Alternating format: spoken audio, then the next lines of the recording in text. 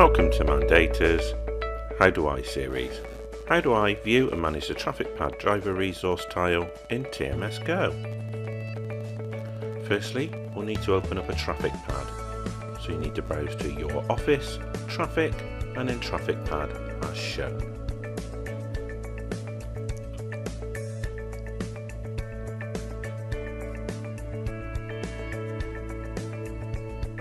Once in the traffic pad, in order to open up a resource, we go to the wheel icon, which is the blue tick as shown.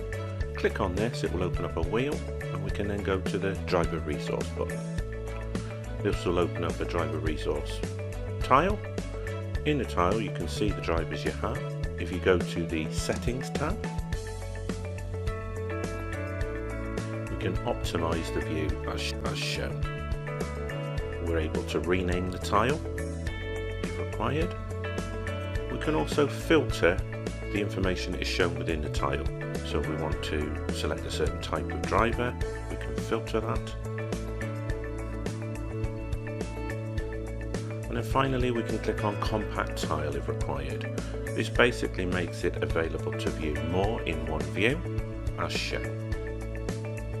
We now drag the tile to dock it on the side of the screen as shown.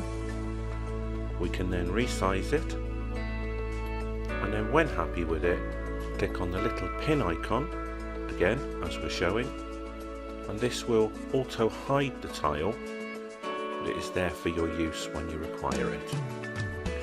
In order to plan your resource with your driver, if you just click on the tile, it will expand the list as shown. We can then click and drag our driver onto the load again as shown. When we finish with the tile, if we click outside of it, it will auto hide.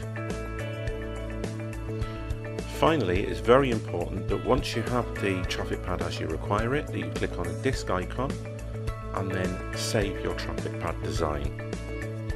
Once done, this is then available for use time and time again.